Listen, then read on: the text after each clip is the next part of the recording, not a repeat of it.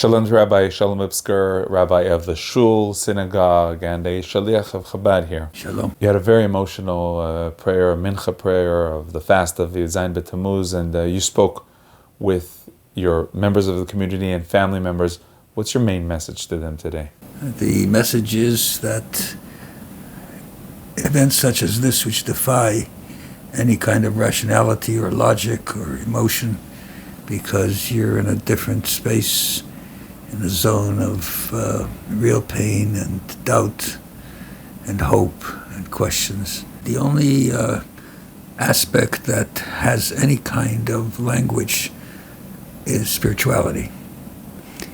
On a practical level, kindness and empathy is a very critical factor in trying to balance what you might say,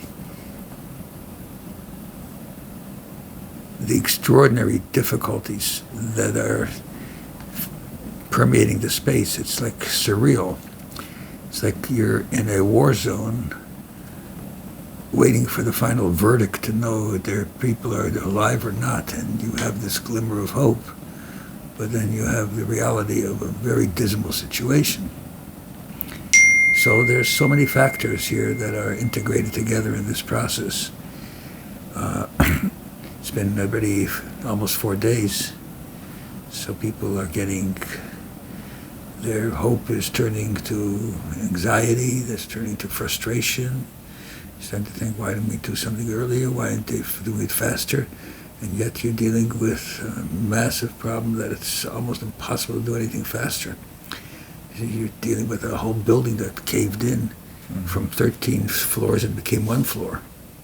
So you can imagine the compacting of 1 million pounds of concrete and steel. When did you understand that this disaster was something that is touching you, touching the members of your community, the members of the Jewish community? Well, when my granddaughter texted me on Wednesday night at 2:30 a.m. and she wanted to know if I know what happened in Surfside, because there were people running in the street and people thought they were crazy. They said their building fell down.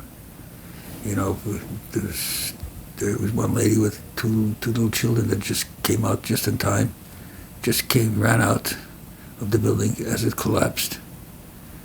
And she was running down the street. She thought it was an earthquake. She thought the whole world was coming to an end. So she was running down the street with her 2 little kids at 2:30 in the morning, knocking on doors. Nobody let her in. They finally called the police that there's a crazy woman here running down the street, thinking that the world is coming to an end. And to her, the world did come to an end. And as you see the volunteers, the donations, the activity around what's happening, what are your feelings? First, you have to realize that this is a very closely knit, integrated Jewish community. And the one thing that it's outstanding for is in its expression of kindness generally. It's generally a very philanthropic community. It's a very giving community. As far as Israel is concerned, as far as all organizations are concerned, there's so many heads of organizations that live in this community, presidents and so forth, and ambassadors and ministers. And as you can see, they all came here.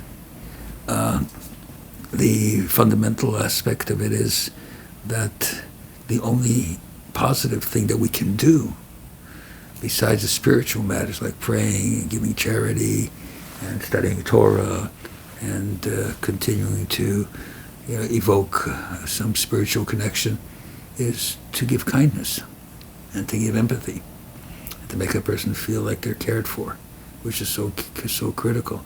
So as the families are sitting there and you shower them with giving and kindness, it kind of takes away some of the tension of that pain that's there. It doesn't answer questions, but it's just like I've been telling people, it's like a warm blanket on a cold body. The body doesn't get warm, but it's nice to have a warm blanket around you.